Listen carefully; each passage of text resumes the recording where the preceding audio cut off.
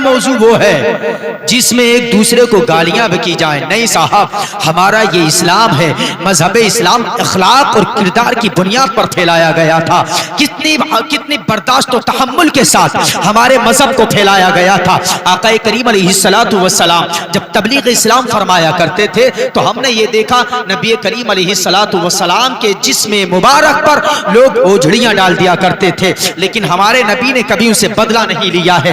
आप जरा गौर तो कीजिएगा, हमारे नबी अलैहिस्सलाम जब ताइफ की वादी में पहुंचे हैं, तबलीग इस्लाम फरमा रहे हैं, ताइफ के ओबाश बच्चों को नबी करीम के पीछे लगा दिया गया। नबी करीम अलैहिस्सलाम के जिस्म पर पत्थरों की वर्षा की जा रही थी, आका करीम के जिस्म पर पत्थरों की बारिश की जा रही थी। आ गया फरिश्ता, अर्ज करने लगा, या रसूल अल्लाह अगर इजाजत दें तो ताइफ के दोनों पहाड़ों को मैं मिला देता हूं और ताइफ के अंदर जितने लोग रहते हैं सबको मैं यहीं पर नीस्तो नाबूद कर देता हूं। आका करीम ने इरशाद फरमाया, ए फरिश्ते, मुझे अल्लाह पाक ने किसी के लिए जहमत बनाकर नहीं भेजा है, अल्लाह पाक ने मुझे तो रहमतुल लिल आलमीन बना करके भेजा है। तो मेरी जात का तकाजा यह है कि मैं किसी को मारने नहीं आया बल्कि पिटते हुए को अपने दामन में पनाह देने के लिए आया। नारे तकबीर, नारे रिसालत, नारे हैदरी, हैदरी।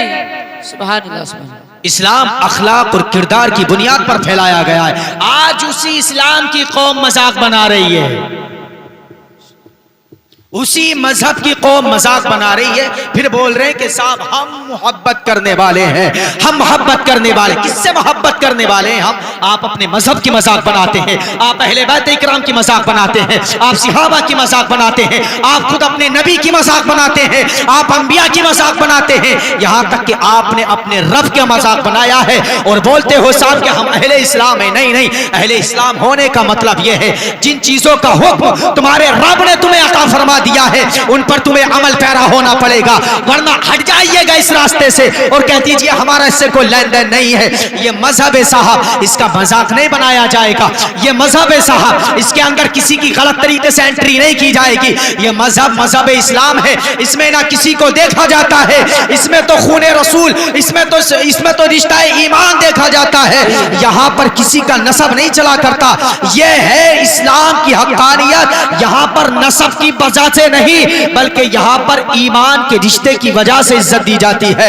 मैं आपसे अर्ज करने लगा हूं, आज हमारी कौम है अपने मजहब से किस कदर दूर हो चुकी है। आज हमारी कौम को अगर कोई मौलाना नमाज की बात शुरू कर दे, कौम बोलती है अजीब तरीके की तकरीर हो रही है, दौर के हिसाब की तकरीर नहीं हो रही। अगर कौम के सामने कोई मौलाना इस्लाही बात बयान कर लगे, समाज के अंदर फैली हुई गलाजतें, समाज के अंदर फैली हुई गुंडागर्दियां, समाज के अंदर फैली हुई बदतमीजपन, अगर इन चीजों के खिलाफ मौलाना की तकरीरें होने लगे तो साहब मजमा बोलता है तकरीर समझ से बाहर है। तकरीर कौन सी आपके समझ में आएगी? तकरीर आपके वो समझ में आएगी जिस तकरीर में चीखो पुकार होना चाहिए। तकरीर आपके वो समझ में आएगी जिन तकरीरों में गालियां होनी चाहिए। मैं कहना ये चाहता हूं, ए मुसलमानों, हम नबी के गुलाम हैं। जब हमारे नबी ने गालियां किसी को सिखाई नहीं है तो हम अपने नबी के गुलाम होने के नाते ये हमारी जिम्मेदारी है कि हम किसी को गलत तरीके से भी पेश नहीं आए किसी के सामने। ये मुसलमानों की जिम्मेदारी है। आओ जरा इस्लाम की हक्कानियत पर गौर करते हुए चलो। आज भी इस्लाम के ऊपर जिस तरीके से लोग खतरात के बादल मंडलाने की कोशिश कर रहे हैं, आज हमारी उम्मत का यह हाल है कि हमारी उम्मत का नौजवान आकर के हमारे पास आकर के कहता है मौलाना हमारा इस्लाम बड़ा खतरे में चल रहा है। मैं कुछ मिनट आपकी खिदमत कर रहा हूं। मौलाना हमारा मजहब बड़े खतरे में चल रहा है, हमारे मजहब के बारे में कुछ सोचिए क्या?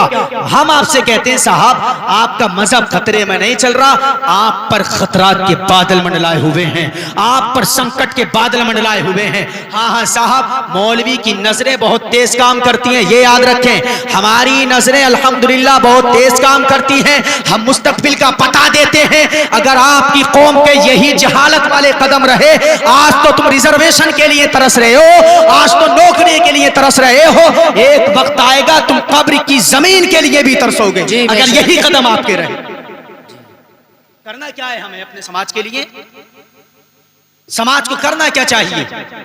समाज को करना चाहिए अपने बच्चों का रिश्ता स्कूल, कॉलेजेस, यूनिवर्सिटीज और मदारिस इस्लामिया से जोड़ना। यह पैगाम याद रखें आज की हमारी तकरीर का। जिस कौम के बच्चों के हाथों से कलमों किरतास छीन लिया जाता है, पेनों कागजात छीन लिए जाते हैं, उस कौम की तनज़्ज़ुली बर्बादी उस कौम का मुकद्दर बन जाती है। जी, आज आपके समाज में कितने पढ़े लिखे लोग हैं साहब? मुसलमानों का कितना बड़ा रकबा है संभल क्षेत्र, एक यूनिवर्सिटी आपके संभल में नहीं, डिग्री कॉलेज आपके संभल में नहीं है। ये हमारी कमियां हैं और हम चाहते हैं कि साहब हम आने वाले दौर में कामयाब रहें। नहीं नहीं, अगर आपको कामयाबी से हमकरार होना है तो आपको कदम निकालना पड़ेगा। आपके ये जो छोटे छोटे बच्चे आवारगी करते हुए घूमते हैं, कोई गुल्लियां खेल रहा है, कोई गिल्ली डंडा खेल रहा है, कोई 24 घंटे क्रिकेट में लगा हुआ है, कोई 24 घंटे इधर उधर बैठकों पर जाकर बातें करता है। इन बच्चों के हाथों में, छोटे छोटे बच्चों के हाथों में, अपने बच्चों के हाथों में कलम दे दो और इन बच्चों के हाथों में कलम दे करके ये कहो कि बेटा हमारे मजहब ने ये सिखाया है कि तुम्हें दीन की तालीम भी हासिल करना है और जमाने में रहने के इल्म, जमाने में रहने और पनपने के उलूम भी तुमको हासिल करना है। मतलब ये है अपने बच्चों का रिश्ता आप एक तरफ स्कूल से जोड़ दें, एक तरफ कॉलेज से जोड़ दें, दूसरी तरफ मदरसे से जोड़ दें। ये होगा क्या फायदा? फायदा ये होगा एक हाथ में आपके बच्चे के कुरान का इल्म रहेगा, दूसरे हाथ में संविधान का इल्म रहेगा। जिस कौम के हाथ में कुरान का इल्म और संविधान का इल्म आ जाए वो कौम कभी भी तनाजुली का चेहरा नहीं देख सकती। आज हमारी कौम इसीलिए सबसे ज्यादा पीछे नजर आ रही है, इस कौम के हाथ से कलमों किरतास छीन लिया गया। जी बेशक। क्या कर रहे हैं साहब हम समाज में? क्या सोचें साहब हमारी समाज के लिए? क्या खिदमत करना चाहते हैं हम समाज की? ये खिदमत करना चाहते हैं कि साहब कि हमने 4-5 प्लेटें या 4-5 बिरयानी के डोंगे बना लिए और कौम को खिला दिए, बिरयानी की देगे बना दी। नहीं नहीं साहब, खुले लफ्जों में तकरीर सुनो। और मेरी आदत नहीं है कि छुप करके तकरीर करने की, मैं खुले लफ्जों में ये तकरीर कर रहा हूँ। हुसैन पाक की महफिलें सजाओ, हुसैन पाक का खिचड़ा बनाओ, हुसैन पाक के नाम पर बिरयानी बांटो, इसलिए कि खुद कुरान करीम इरशाद फरमाता है वयुतईमून अत्ताअम अला हुब्बिही मिस्कीना व यतीमा व असीरा।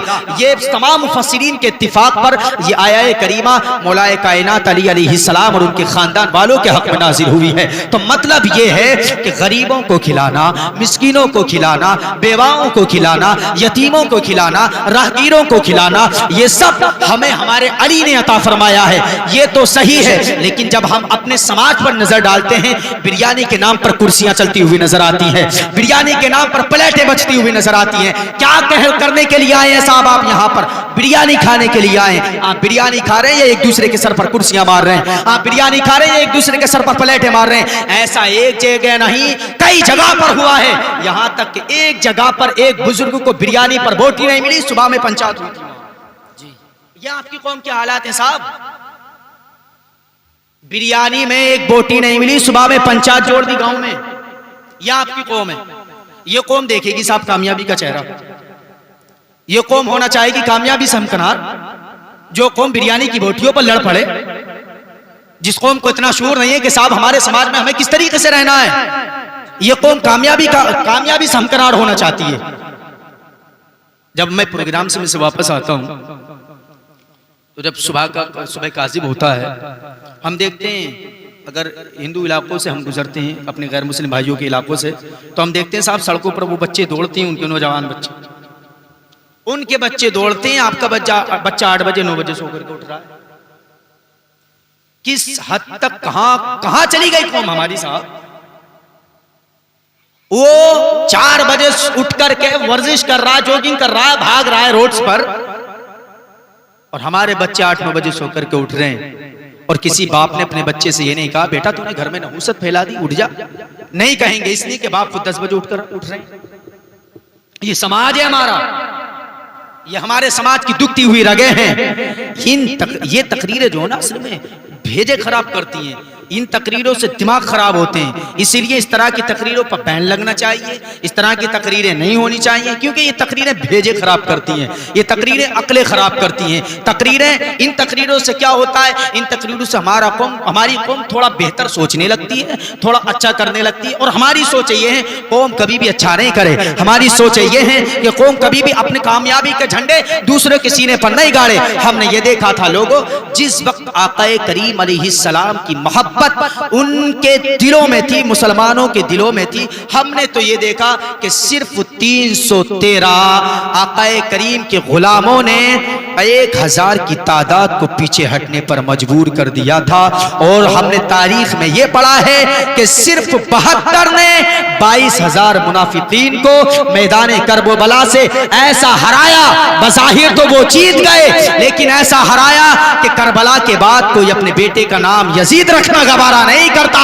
आज भी घर घर में देख लो, हर जगह हुसैन है, हर जगह हुसैन। नारे तकबीर, नारे रिसालत, नारे हैदरी, हैदरी। सुभान अल्लाह। ये हमारी कौम है साहब। आपने कभी इसके बैकग्राउंड पर गौर किया? आखिर ऐसा क्यों, क्या हुआ, ऐसा क्या हुआ कि दुनिया में हुसैन मिल रहे हैं, घर घर में हुसैन। आप अफ्रीका के मुसलमानों में देखें हुसैन।